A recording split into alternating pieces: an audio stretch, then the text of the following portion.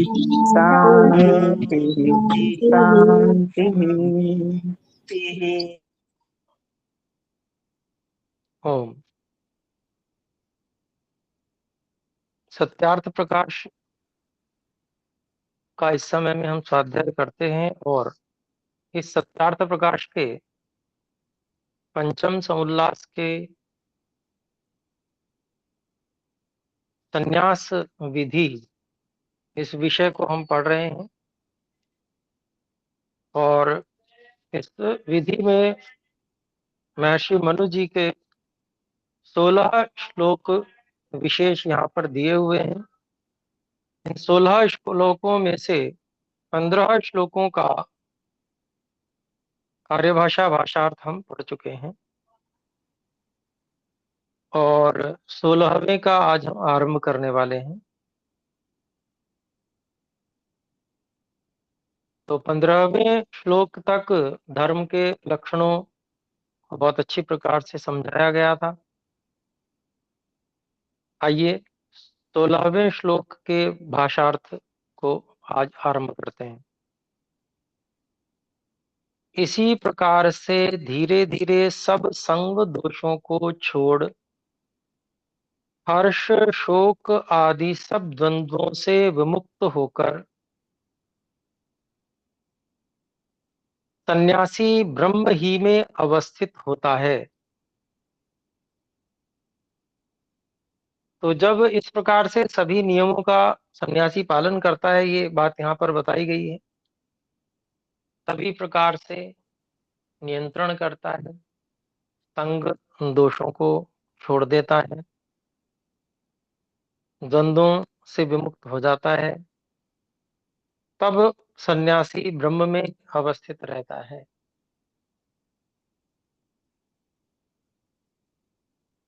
सन्यासियों का मुख्य कर्म यही है कि सब गृहस्थ आदि आश्रम को सब प्रकार के व्यवहारों का सत्य निश्चय करा, अधर्म व्यवहारों से छुड़ा, सब संशयों का छेदन कर सत्य धर्मयुक्त व्यवहारों में प्रवृत्त कराया करें।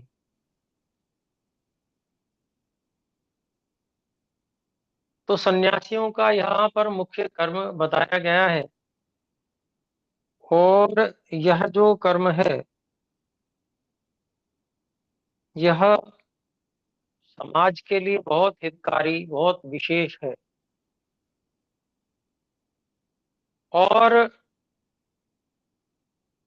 इसी के कारण से समाज की सभी अंध परंपराएं नष्ट होती हैं। तो यहाँ पर गृहस्थ आदि आश्रम जितने भी हैं सभी को सब प्रकार के व्यवहारों का सत्य निश्चय कराना यह कार्य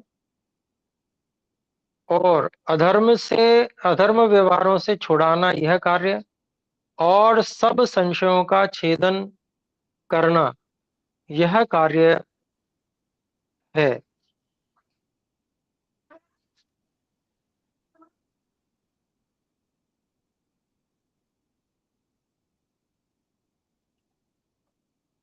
शंका समाधान आदि के कारण से ये सब कार्य होते हैं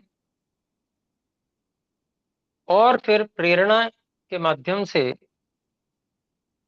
सन्यासी सभी समाज को धर्मयुक्त व्यवहारों में प्रवृत्त कराते हैं। तो जब से पूर्ण विद्वान और वैराग्यवान सन्यासियों का अभाव हुआ है, तब से जो अन्य सामान्य विद्वान हैं, जो पूर्ण वैराग्य से युक्त नहीं है, न ही वेदों के पूर्ण विद्वान हैं, उन्होंने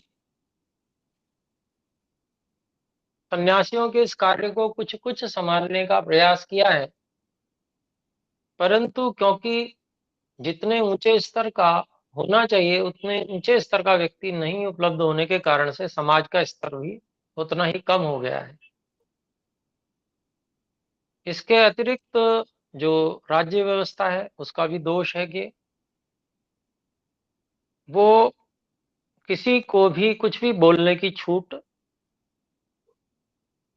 देता है, जिसके कारण से जो लोग विद्वान नहीं हैं, अविद्वान हैं, अथवा वेद से विरुद्ध ग्रंथों को पढ़े और उन्हीं का प्रचार करते हैं, वे लोग भी संसार में विद्वान के रूप में प्रस्तुत होकर समाज का बड़ा अपकार कर रहे हैं, बहुत हानि कर रहे हैं। समाज को गलत मार्गदर्शन मिलने के कारण से एक नहीं, हजारों प्रकार की अंध परंपराएं समाज में प्रचलित हो चुकी हैं। तो ये बहुत बड़ी हानि है, और इस हानि को दूर करने के लिए चारों वेदों का सांगोपांग अध्ययन करके, पूर्ण वैराग्य को प्राप्त करके संन्यास को धारण करना आज अत्यंत आवश्यक हो गया है। और इसके लिए किसी और की ओर नहीं देखा जा सकता है। जिस कार्य के लिए हम स्वयं उद्यत नहीं हैं, उसके लिए हम किसी को न तो प्रेरित कर सकते हैं और ना ही अपेक्षा रख सकते हैं। यदि हम प्रयासशील हैं, सच्चे हृदय से, सच्चे मन से, कि हम सांगोपांग चारों वेदों का अध्ययन करने के लिए प्रस्तुत हैं, प्रयास कर रहे हैं निरंतर, वैराग्य को प्राप्त करने का भी हम प्रयास कर रहे हैं, ऐसी स्थिति में यदि हम अपने आचरण सहित, इस उत्तम आचरण सहित किसी बालक को भी उपदेश करेंगे, तो निश्चित रूप से उसको भी उसमें रुचि होगी, उसका उस पर प्रभाव पड़ेगा, और वो भी इससे प्रेरित होकर, क्योंकि बालक अधिक सामर्थ्य युक्त होते हैं, तो उसकी संभावना बन जाएगी कि वो इसी स्थिति में आ जाए, कि वो सांगोपांग चारों वेदों का विद्वान बन जाए और वैराग्य को भी प्राप्त कर ले। तब जाके इस समाज को सन्यासी, जो वास्तविक अर्थ में सन्यासी हैं, वो प्राप्त हो सकेगा, और जो अविद्या अंधकार है उसका नाश होगा, अंध परंपराएं नष्ट होंगी। तो उसके मूल में क्या है? उसके मूल में हम सभी, प्रत्येक व्यक्ति का उस आचरण युक्त हो जाना है, उस प्रयास प्रयास युक्त हो जाना है, वैसे वातावरण को बना देना है। ऐसा यदि हम करते हैं तभी हमारे कर्तव्य की पूर्ति होती है। अन्यथा केवल चाहने मात्र से कभी इस संसार में कोई कार्य नहीं हुआ करता। हम में से कितने ही भाई बहन चाहते होंगे और ऐसी इच्छा भी करते होंगे कि महर्षि दयानंद सरस्वती जी जैसे महान सन्यासी फिर से होने चाहिए। तो ऐसा केवल चाहने मात्र से कुछ नहीं होने वाला है। महर्षि दयानंद सरस्वती जी ने बहुत स्पष्ट रूप से निर्देश दिए हैं। उन निर्देशों का जब तक हम पालन नहीं करते, जब तक हम पाखंड करते रहते हैं, किसी भी चीज की खाना पूर्ति मात्र करते रहना, इसको पाखंड बोलते हैं। सच्चे मन से किसी चीज के लिए प्रयास न करना, इसको पाखंड बोलते हैं। वो आजकल ऐसा जो पाखंड है वो बड़ा व्यापक हो रहा है, और इस प्रकार से अपने आप को केवल न्याय संगत ठहराकर और जैसे तैसे जिस भी प्रकार से हो सके हम भोग भोगते रहें, ऐसी स्थिति बिना तप का जीवन, ऐसा जब गृहस्थियों का होता है और उसके प्रति इच्छा विशेष हम नहीं करते हैं, तो फिर यह कार्य कभी संपन्न नहीं हो सकता, क्योंकि सभी व्यवस्थाएं गृहस्थियों के हाथ में होती हैं। समाज के वातावरण का निर्माण भी गृहस्थी ही करते हैं। इसलिए गृहस्थियों में इस परंपरा का चलना बहुत अधिक आवश्यक है। अब आगे पढ़ते हैं। प्रश्न है, संन्यास ग्रहण करना ब्राह्मण ही का धर्म है व क्षत्रिय आदि का भी? उत्तर, बहुत स्पष्ट रूप से उत्तर देते हैं महर्षि दयानंद सरस्वती जी। कहीं कोई लुकाव छुपाव नहीं है, किंचित मात्र भी लाग लपेट नहीं है, और जो सत्य है उसको ज्यों का त्यों प्रस्तुत करते हैं, बिल्कुल साफ साफ। संन्यास ग्रहण का ब्राह्मण ही का धर्म है या क्षत्रिय आदि का भी? प्रश्न है। अब यहाँ पर जो ब्राह्मण का धर्म है या क्षत्रिय का, ये प्रश्न जो किया जा रहा है, इस प्रश्न में यह समझना आवश्यक है कि ये जो आजकल जिस रूप में जन्म से एक जाति व्यवस्था प्रचलित है, इसकी बात नहीं चल रही है। जो वास्तव में चारों वेदों का विद्वान आचरणवान ब्राह्मण है, और जो इसी प्रकार से कम 3 वेदों का विद्वान सांगोपांग, ऐसा जो क्षत्रिय है, उसकी बात चल रही है, या अन्य वैश्य की भी।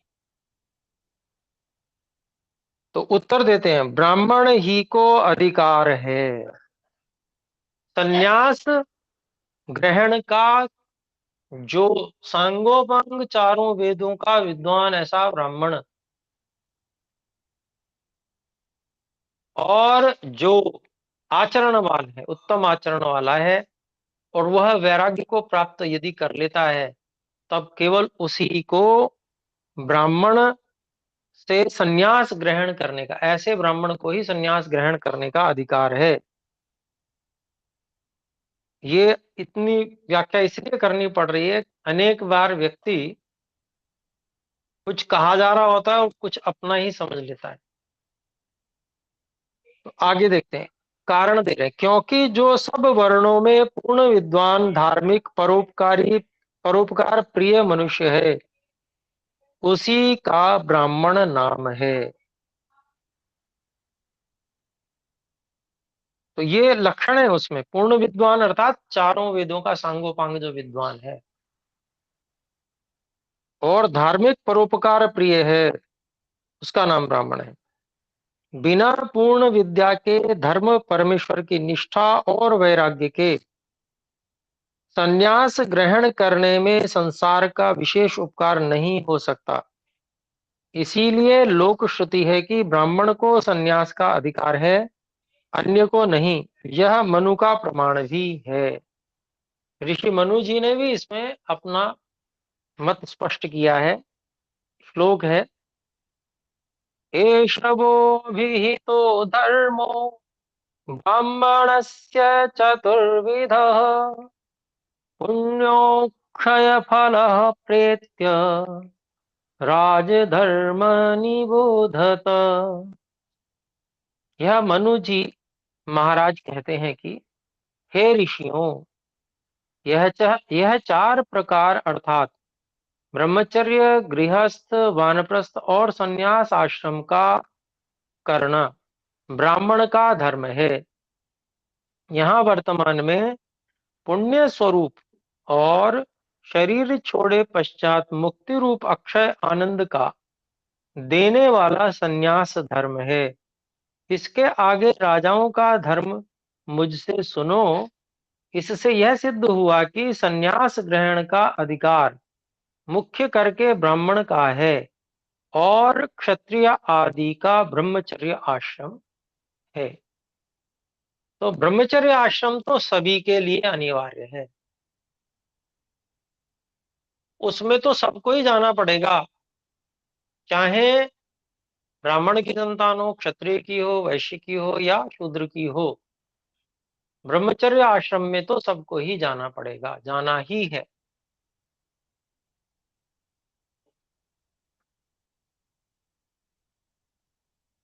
लेकिन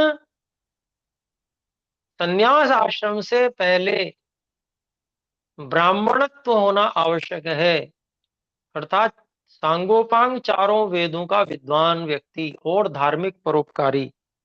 साथ ही संन्यास की शर्त वैराग्यवान होना भी है, तो वो भी इसमें सम्मिलित हो जाएगी। तो ये केवल ब्राह्मण के लिए ही है। अन्य वर्ण जो है वो ब्रह्मचर्य से गृहस्थ में जा सकते हैं, अथवा ब्रह्मचर्य से सीधे वानप्रस्थ भी ले सकते हैं।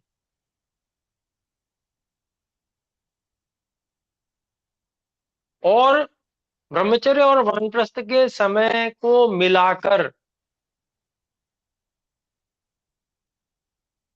ब्राह्मणत्व के स्तर को यदि वो प्राप्त करते हैं, तब वे संन्यास लेने के अधिकारी बन जाएंगे। ये सब बातें कोई स्पष्ट लिखी हुई नहीं है, लेकिन हम इसको समझ सकते हैं। तो ब्राह्मण, क्षत्रिय, वैश्य, इन तीनों के सामने गृहस्थ का विकल्प खुला हुआ है। दो आश्रम अनिवार्य हैं, और दो आश्रम योग्यता होने पर ही किए जा सकते हैं।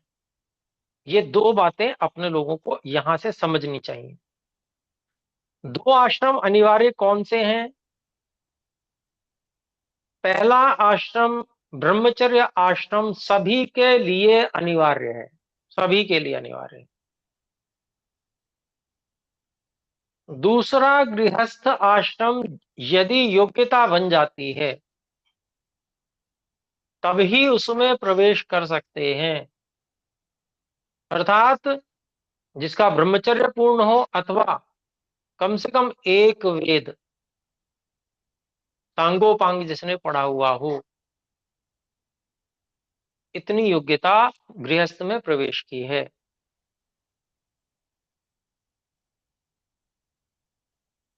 और एक व्यवस्था बनाए रखने के लिए शूद्र आदि का भी जो है पाणी ग्रहण कराया जाता है, परंतु वो मुख्य अर्थ में संतान उत्पत्ति के अधिकारी नहीं बनते हैं। मुख्य अर्थ में जो संतान उत्पत्ति के अधिकारी आदर्श गृहस्थ ब्राह्मण, क्षत्रिय, वैश्य ही होते हैं।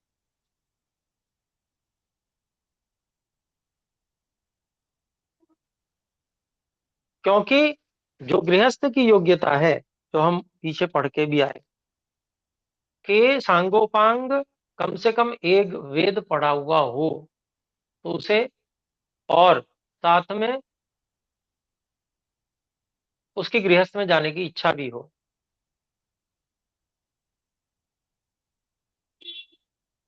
ब्रह्मचर्य का उसका पालन पूर्ण हुआ हो, तब वह गृहस्थ में जा सकता है। यदि वेद उसने एक पढ़ लिया सांगोपांग, फिर भी उसकी गृहस्थ में जाने की इच्छा नहीं है, और वो विद्या में ही लगा रहना चाहता है, तो वो गुरुकुल में ही रहेगा, उसका समावर्तन संस्कार नहीं किया जाएगा। और वो जितना भी समय लगाए गुरुकुल में रहकर, वानप्रस्थ भी उसका उसी में गिन लिया जाएगा। और वो चारों वेदों का विद्वान जब तक नहीं बन जाता, तब तक, जब तक जीवन है तब तक उसको अवसर है, जो विवाह नहीं करना चाहता।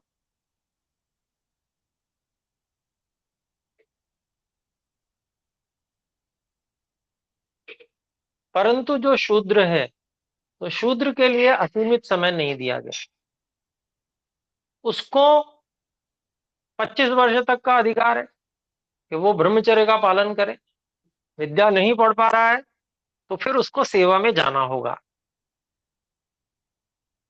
और वो या तो ब्राह्मण या क्षत्रिय या वैश्य, इन तीनों में से जैसी उसकी रुचि है। यदि विद्या में रुचि रखता है, पढ़ नहीं पा रहा है लेकिन विद्या में, सुनने में और आध्यात्मिक रुचि वाला है, तो वो ब्राह्मण का शूद्र बन जाएगा, सेवक बन जाएगा। ऐसे ही अन्यों के विषय में भी हम समझ सकते हैं। और वो अधीन रहेगा ब्राह्मण क्षत्रिय वैश्य के, जो जो सेवक हैं, और उसकी सारी व्यवस्थाओं की जिम्मेदारी, उसके परिवार में जो संतानें होती हैं उनकी शिक्षा की जिम्मेदारी, भोजन वस्त्र आवास सबकी जिम्मेदारी जिसके अधीन वो होगा उसकी रहती है। पूरी व्यवस्था परस्पर सहकारिता पर आधारित है, योग्यता और सहकारिता। ना एक पैसा लेने की कहीं आवश्यकता है, ना एक पैसा देने की कहीं आवश्यकता है।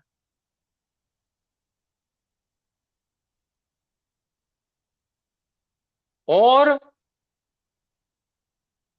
अपने अपने कर्तव्य कर्म करके और सभी की व्यवस्थाएं बन जाती हैं।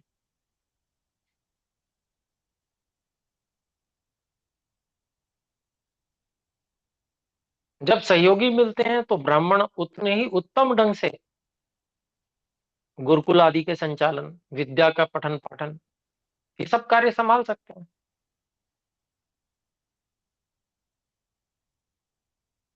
ऐसे ही जब उत्तम सहयोगी मिल जाते हैं इस प्रकार से धार्मिक परिश्रमी, तो क्षत्रिय भी बहुत सुंदर कार्य कर सकते हैं।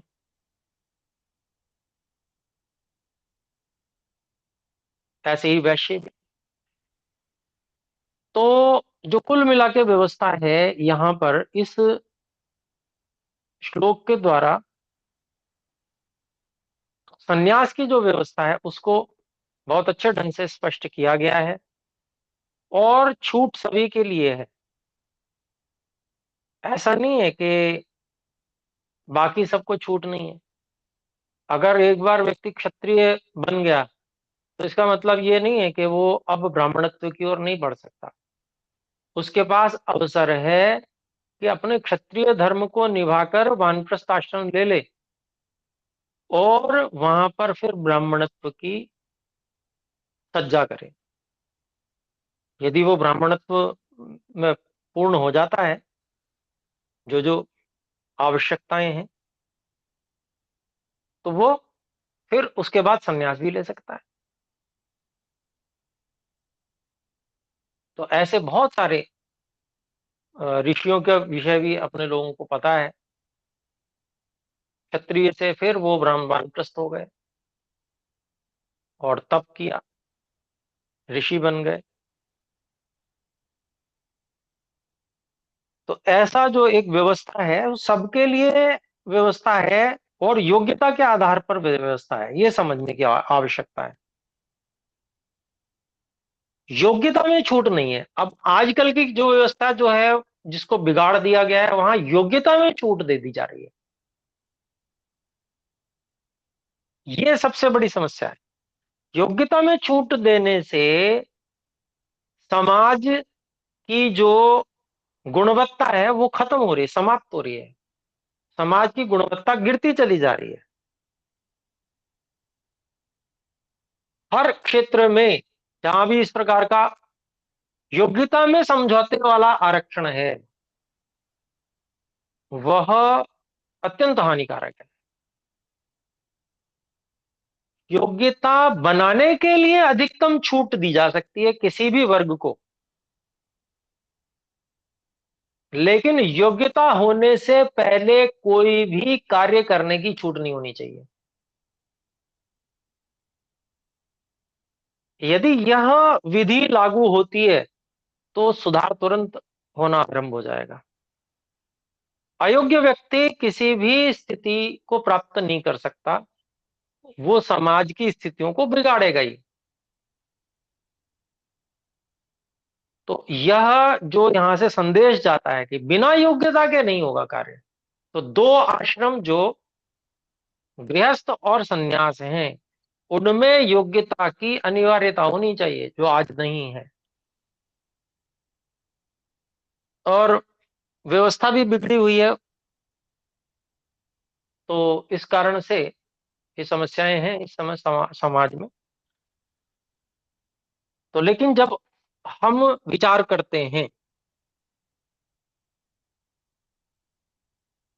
तो अपने लोगों को आदर्श रूप में विचार करके अपनी अवस्था का निर्धारण करना चाहिए कि मैं किस अवस्था में हूं।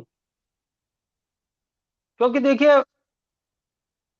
अपने आप को खाली न्याय संगत ठहराते हुए जीवन जीने से कोई जीवन की उन्नति होने वाली नहीं है।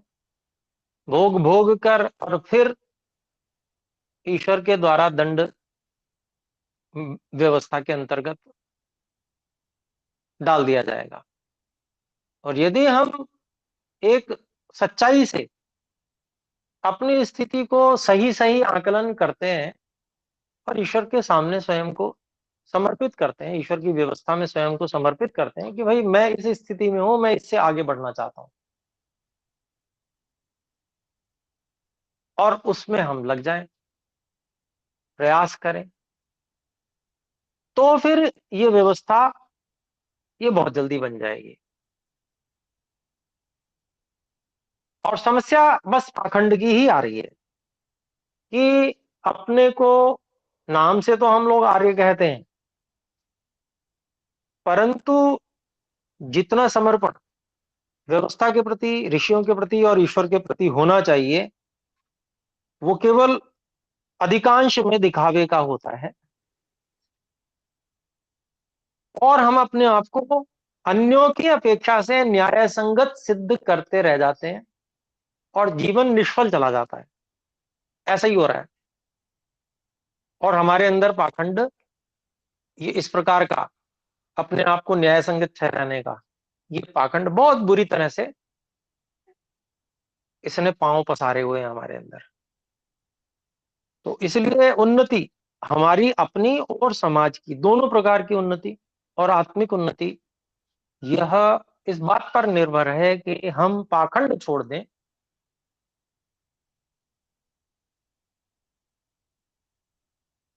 और जो वास्तव में न्याय है उस वास्तविक न्याय को अपने ऊपर लागू कर लें। तो यहां पर यह बात आ रही है,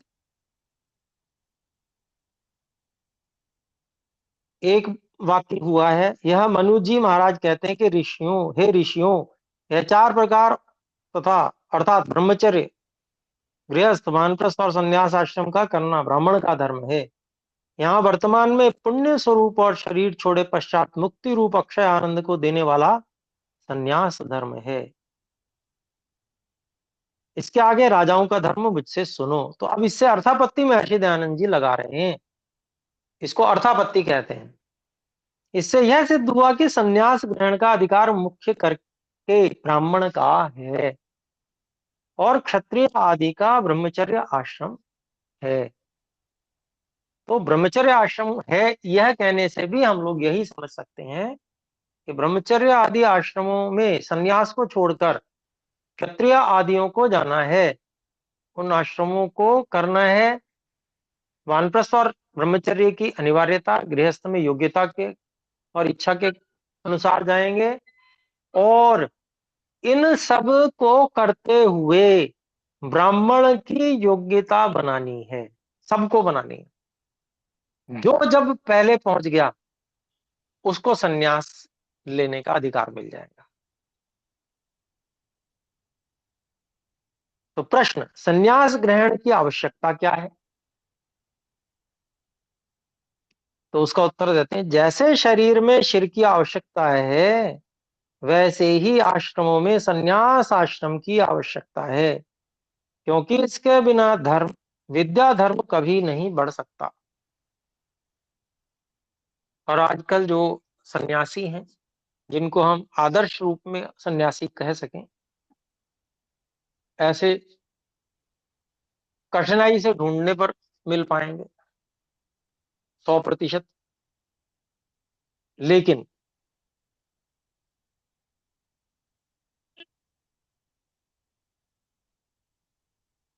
ये न होने के कारण से विद्या की वृद्धि का स्तर अपने लोगों को पता चल रहा है।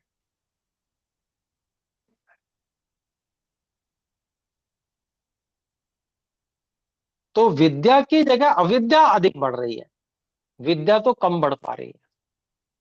हम कुल मिला के हम देख रहे हैं पूरे समाज की स्थिति, विश्व की स्थिति, उसके अनुसार हम ये विचार कर रहे हैं। व्यक्तिगत स्थिति भिन्न हो सकती है। हम में से ऐसे कोई महापुरुष हो सकते हैं जो स्वयं में विद्या की वृद्धि करते जा रहे हो और अविद्या का नाश करते जा रहे हो। व्यक्तिगत रूप से ऐसा संभव हो सकता है, और ऐसा व्यक्ति छुपेगा भी नहीं, वो निश्चित रूप से आ जाएगा सामने और संन्यास भी ग्रहण करेगा। तो यहां पर यह बात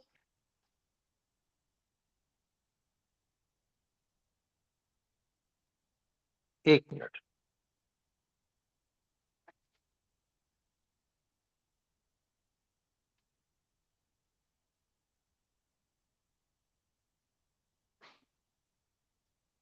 इसमें हेतु दिया क्योंकि इसके बिना विद्या धर्म कभी नहीं बढ़ सकता, और दूसरे आश्रमों का विद्या ग्रहण, गृह कृत्य और तपश्चर्या आदि का संबंध होने से अवकाश बहुत कम मिलता है। तो ये बात बिल्कुल सही है, लेकिन कम मिलता है का मतलब ये नहीं है कि भाई ऋषि जी ने कह दिया कम मिलता है तो अब छोड़ ही दो तो अच्छा है। ये छोड़ने के लिए नहीं कहा गया है, ये वास्तविकता मात्र दिखाई गई है।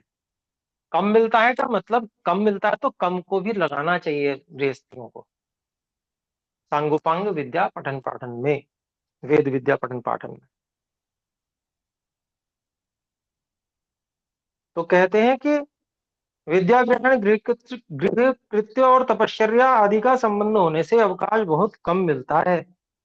पक्षपात छोड़कर वर्तना दूसरे आश्रमों को दुष्कर है, क्योंकि बहुत सारे कर्तव्य करने होते हैं और उन कर्तव्यों में कहीं ना कहीं व्यक्ति को एक का पक्ष लेना पड़ जाता है।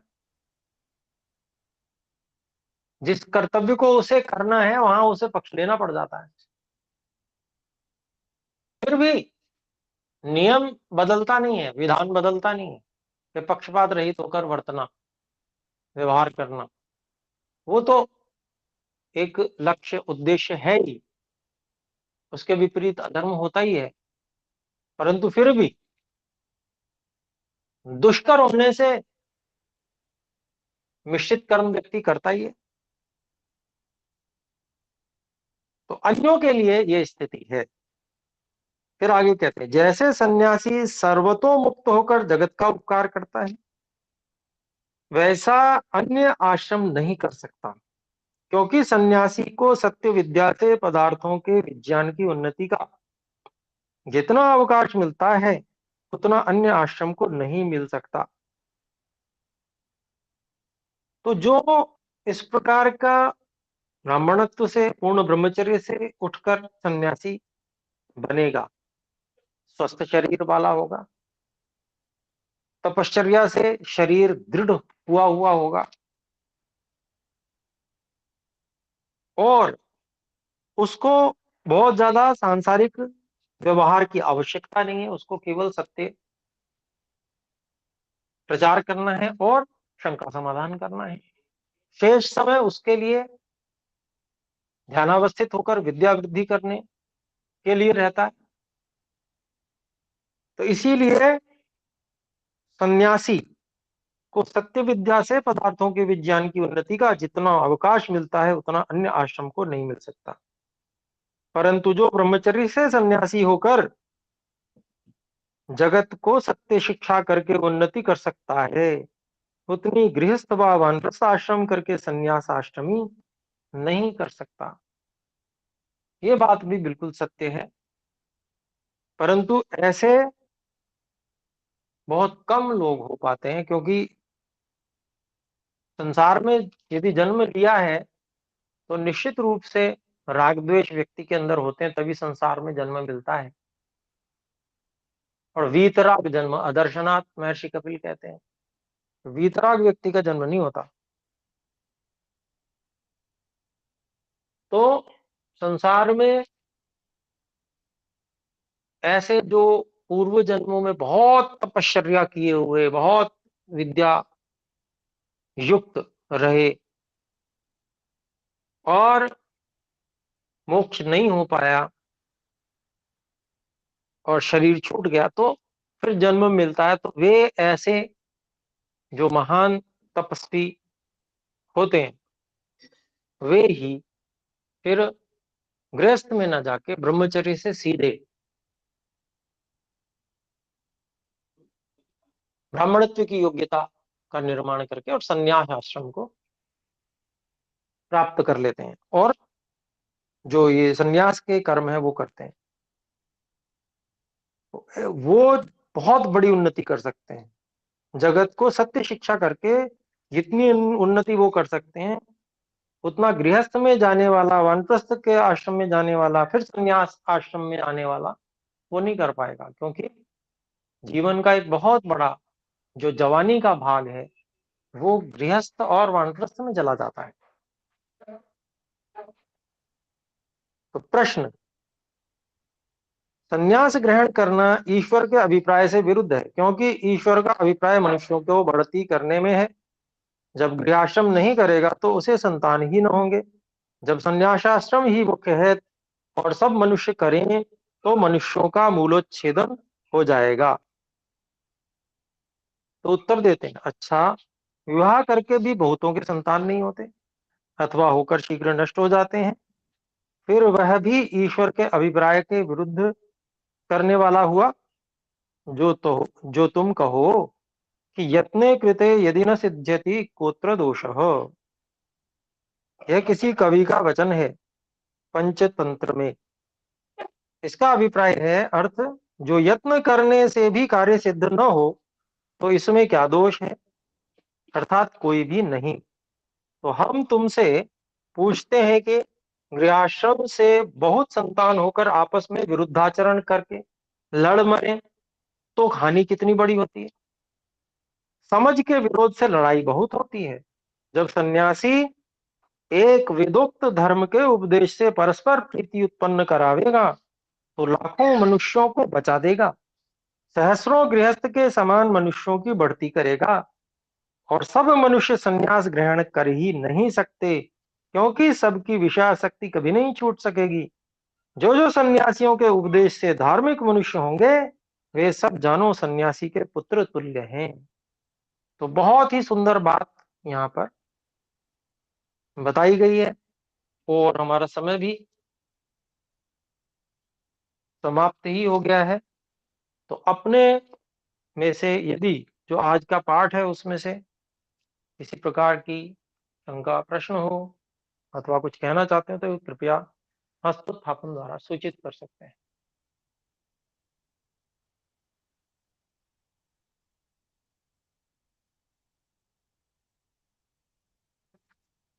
जी, डॉक्टर मीनाक्षी जी कृपया बोल सकते हैं, अनम्यूट कर लें। नमस्ते आचार्य जी। इसमें जो नमस्ते कहा जी। है कि ब्राह्मण को ही सन्यास का ये है, अधिकार है, तो जो भी सन्यास लेंगे उनको चारों वेद पढ़ लेने होंगे, समझ लेने होंगे, तभी एक सन्यास लेना है। जी जी बिल्कुल। वो जो नहीं पढ़ेगा उसको सन्यास नहीं लेना है। जी जी बिल्कुल, ये एक मुख्य अर्थ में है। और जैसे आजकल है, तो आजकल की स्थिति क्या है कि आजकल अभी तक कोई दृष्टि में नहीं है ऐसे कि जिन्होंने चारों वेदों को पढ़ लिया हो सांगो पांग। तो ऐसे जो नहीं है तो फिर कुछ इस प्रकार के जो गौण अर्थ में सन्यासी होते हैं उनको भी सन्यास दिया जाता है, और जिनको गौण में रूप में सन्यास दिया जाता है वो अपनी विद्या की उन्नति के साथ साथ उनका ये कर्तव्य होता है कि विद्या की उन्नति करते रहें, वेदों का अध्ययन करते रहें, और जो है वो प्रचार भी करते हैं। तो जब तो ये अभाव होता है तो ऐसी स्थिति में ऐसा आजकल किया जा रहा है। जी। तो ये इस्कॉन वाले जो सन्यासी सब हैं, वो सन्यासी नहीं हुए आचार्य जी? नहीं नहीं नहीं, इनमें से कोई भी सन्यासी नहीं है। जो जी धन्यवाद वेदों आचार्य का जी। पठन पाठन करते हैं, जो चारों वेदों का अध्ययन किए हुए हैं, कम से कम एक वेद का तो किए हों, कम से कम इतना तो हो ही, है ना, और वैराग्यवान हो, तो जी, उनको जी, ही सन्यासी बोला जाएगा। बाकी सारे काली कपड़े रंगे हुए हैं, वो लोग प्रयासरत भी नहीं है, वेद जी, की ओर देखते तक नहीं है वो लोग। जी, जी, तो ऐसे लोगों का तो बिल्कुल भी कोई वो नहीं है, खाली वो जिसको कहते हैं कि एक अंध परंपरा चलाने वाले लोग हैं। वो जी, जो गीता इत्यादि का अर्थ भी करते हैं तो वो गलत अर्थ करते हैं, सही अर्थ वो जी, जानते ही नहीं, करते ही नहीं, और अंध परंपरा चला रहे हैं। तो ऐसे हजारों, ये तो एक उदाहरण आपने गिन लिया, जी, जी, हजारों संप्रदाय, इस प्रकार के संप्रदाय भी क्या कहा जाए उनको, हम्म, तो ऐसे चल रहे हैं, तो गलत है और उस पर रोक लगनी चाहिए। पर जो जो अपने आप को आर्य कहने वाले लोग हैं उनमें स्वयं में पाखंड है। जब स्वयं में पाखंड है तो वो शक्तिशाली कैसे बन जाएंगे? जी, शक्तिशाली वो बनेगा जिसमें पाखंड नहीं होगा। तो जो पाखंड करेगा वो शक्तिशाली नहीं बन सकता। जैसे मान लीजिए व्यायाम, एक व्यक्ति वास्तव में व्यायाम बढ़िया से कर रहा है, एक व्यक्ति व्यायाम का पाखंड कर रहा है, वो कैसे बन जाएगा बलवान जो पाखंड कर रहा है व्यायाम का? ठीक है ना जी। इसी जी, जी, तरह से धन्यवाद आचार्य जी। आर्य, वास्तव में आर्य बनना, बने तो जो है वो कुछ कार्य कर पाएगा, उससे आगे बढ़ेगा कुछ कार्य, वो शक्तिशाली भी बनेंगे, संगठित भी होंगे। और जो खाली आर्य होने का पाखंड मात्र करेंगे तो वो थोड़ी कोई कुछ कर पाएंगे, वो तो खाली जैसे तैसे करके परंपरा निर्वाह वाली बात है। तो ये मैंने आज जो प्रेरणा की है, आज की कक्षा में जो बातें कही, वो इसी के लिए हैं कि पूरी तरह से न्याय संगत ईश्वर को साक्षी रखकर, मानकर, और अपनी वास्तविक स्थिति का निर्धारण करना चाहिए हर व्यक्ति को जो अपने आप को आर्य कहता है, कि और पाखंड से दूर होना चाहिए, बिल्कुल सच्चे अर्थों में विद्या के प्रति जो है, और ब्रह्मचर्य आदि के प्रति, विद्या के प्रति व्यक्ति को जागरूक होना चाहिए, शरीर को स्वस्थ बना के रखने के प्रति, और जो सभी क्षेत्रों में उसी के अनुकूल, उससे अधिक अपना सम्मान नहीं चाहना, किसी कोई दिखावटीपन नहीं होना, ये सब कार्य होने चाहिए। तब जाके व्यक्ति वास्तव में, जिसको कहते हैं ना ठोस व्यक्तित्व आएंगे, तब कार्य होगा, तो बलवान बनेगा, तब जो है इन सब चीजों को रोका जा सकता है, अन्यथा कोई उपाय नहीं है। जितने भी आप समझ लीजिए महापुरुष हुए हैं ठोस, जिन्होंने कार्य किया है, स्वामी श्रद्धानंद जी हैं, पंडित लेखराम जी हैं, गुरुदत्त जी हैं, और जितने हैं, इन सब के नाम ले लीजिए, इनके जीवन देख लीजिए, इनके जीवन में पाखंड नहीं था। ये जो करते थे पूरी हृदय से करते थे, पूरी शक्ति लगा के करते थे, इसलिए ये सफल होते थे, और इसलिए उनको हम आज याद भी करते हैं। तो ठीक है, धन्यवाद, आपने प्रश्न उठाया जी। जी, भाई धन्यवाद। धीरज जी, जी जी, बोले। जी प्रणाम आचार्य जी। सभी को सादर नमस्ते। आचार्य जी, मेरे को मतलब वर्णाश्रम व्यवस्था के विषय में जो बात समझ आ रही है, सारा अभी तक जो हमने पढ़ा उसको, कि जैसे ब्रह्मचर्य 4 आश्रम है, वो आयु के हिसाब से हम कहते हैं 25-25 वर्ष का पहले ब्रह्मचर्य, फिर गृहस्थ, फिर वानप्रस्थ, फिर संन्यास, और 4 वर्ण हैं। अब जैसे ब्रह्मचर्य आश्रम में तो कोई वर्ण है नहीं, वो तो सबका एक ही जैसी आचरण करना है, सबको विद्या ग्रहण ही करनी है। जी और संन्यास आश्रम में भी जो है वो केवल ब्राह्मणों के लिए ही है। और जो गृहस्थ आश्रम है उसके लिए वर्ण व्यवस्था तो समझ में आती है कि 4 वर्ण जो है गृहस्थियों के लिए है ये। और वानप्रस्थ में मेरे को क्लैरिटी नहीं है कि वहां भी क्या वर्ण है या नहीं है। तो एक तो जो मैं अभी तक समझा है वानप्रस्थ के अलावा, क्या वो सही समझा है? और वानप्रस्थ का क्या है वो आप कृपया बताएं आचार्य जी, कि वहां वर्ण की व्यवस्था क्या है? वानप्रस्थ में कोई विशेष ऐसी वर्ण व्यवस्था नहीं होती है वहां, क्योंकि कर्तव्य जो कर्म है वो कर्तव्य कर्म गृहस्थ में ही होते हैं, कर्तव्य कर्म है ना, वानप्रस्थ में वो कर्तव्य कर्म नहीं रह जाते, इसलिए वानप्रस्थ में भी वर्ण व्यवस्था नहीं है। वहां पर भी सब अपने अपनी जितनी जितनी विद्या, जितने जिसने प्राप्त की, उससे आगे वृद्धि के लिए प्रयास करते हैं। तो वहां भी एक तरह से ब्रह्मचर्य आश्रम जैसी स्थिति रहती है। कुछ थोड़े बहुत कर्तव्य कर्म जो होते हैं, जो सामाजिक नहीं है, एक तरह से समझ लीजिए व्यक्तिगत जैसे हैं, यज्ञ करना है, अतिथि पूजन करना है ना जी। ये सब कर्तव्य कर्म जो होते हैं वो ये तो उसमें करने वर्णानुकूल होते हैं। नहीं है, ये तो सबके लिए ही है आचार्य जी। हाँ हाँ, तो वो करने होते हैं। नहीं, वर्ण इसको अतिथि पूजन ब्रह्मचारी को थोड़ी करना होता है, नहीं नहीं, मैं उसके वर्ण लिए तो वर्ण कह केवल रहा हूँ। ब्रह्म। हाँ नहीं, हाँ, वर्ण। ब्रह्मचारी तो आश्रम हो गया। हाँ जैसे हाँ। यज्ञ का कर्म है वो तो हम्म। आश्रम अनुकूल है या नहीं बात अलग है, लेकिन अभी तो हम वर्ण देख रहे हैं, वो तो सभी वर्णों को हम्म। करने हैं यज्ञ। तो यानी कि वानप्रस्थ मतलब यानी कि जो वर्ण व्यवस्था है वो केवल गृहस्थ आश्रम के लिए ही मुख्य रूप से कही जाएगी फिर तो। हाँ बिल्कुल बिल्कुल, बाकी गृहस्थ तो के लिए ही है। आश्रम अनुकूल सभी को कर्म करने हैं। जी। और आश्रम की योग्यता मतलब कि ब्रह्मचर्य की सबकी है, और सन्यास की केवल ब्राह्मण की है। और वानप्रस्थ जो है वो भी, उसकी भी योग्यता सभी की एक तरीके से मुझे लग रहा है। लेकिन उसमें सही है ना आचार्य जी ऐसा?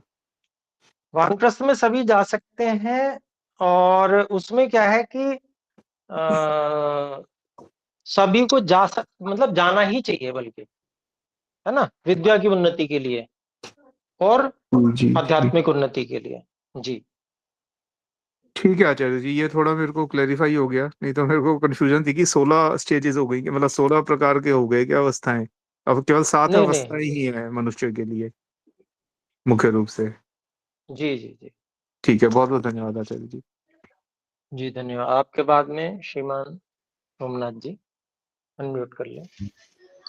जी गुरुजी, सादर नमस्ते। मेरा पहला नमस्ते प्रश्न है नमस्ते। गुरुजी, जैसे पूरी जनसंख्या में जो कुछ लोग सन्यास के लिए अग्रसर हैं, कुछ गृहस्थ के लिए, और कुछ अपना क्षत्रिय वाला धर्म भी अपना रहे हैं, तो ये जो क्रम है आदिकाल से ये ऐसे चलता आ रहा है, या फिर कभी किसी के चीजों की बढ़ोतरी होती कि सभी सन्यासी बन गए या सभी गृहस्थी हो गए, तो ये जो क्रम है क्या ऐसे औसत सबका रहता है?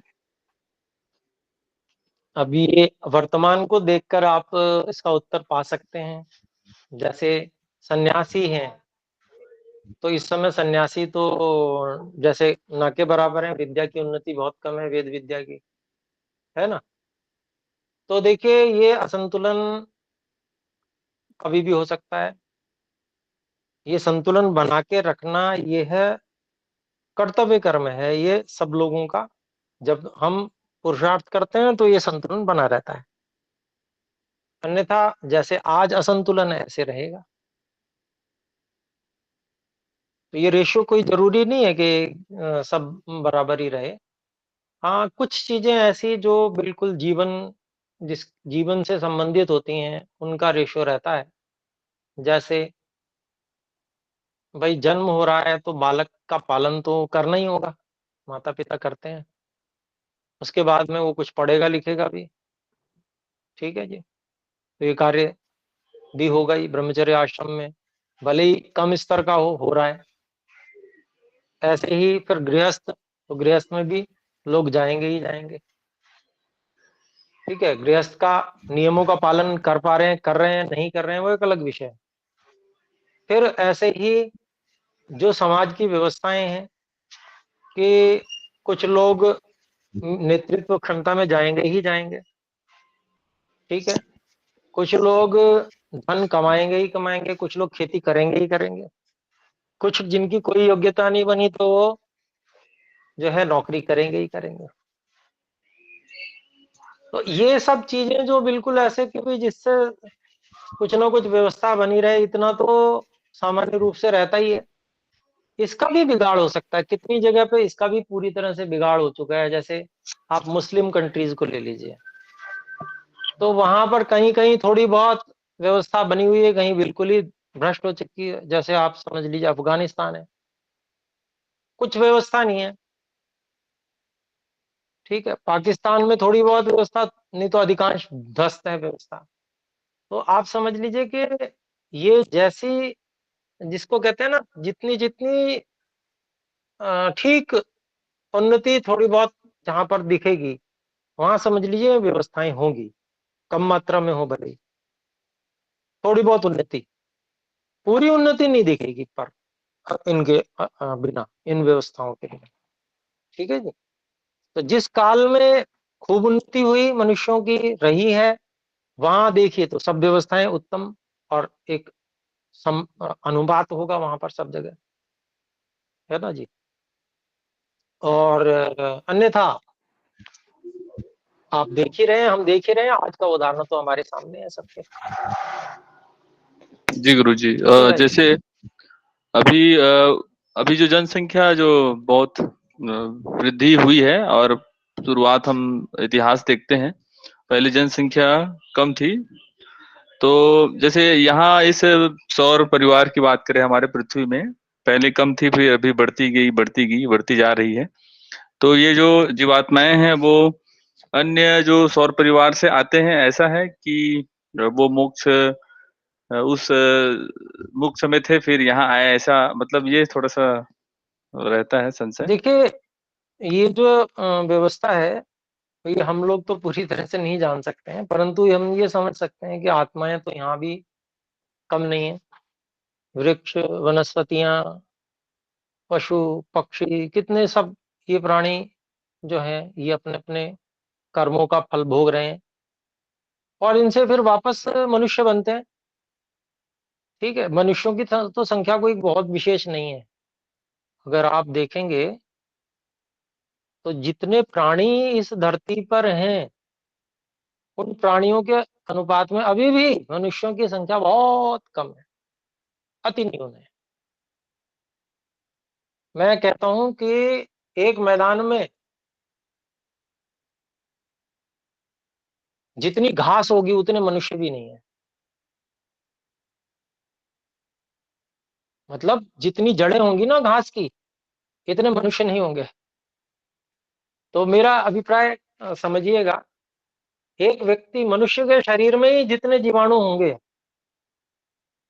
जो अपना अपना भोजन कर रहे हैं, अंदर खा के पचा रहे हैं सब, इनकी संख्या इतनी होगी कि हम कल्पना नहीं कर सकते। ये व्यवस्था ईश्वर की है, हमारे वश की बात नहीं है ये सब समझना।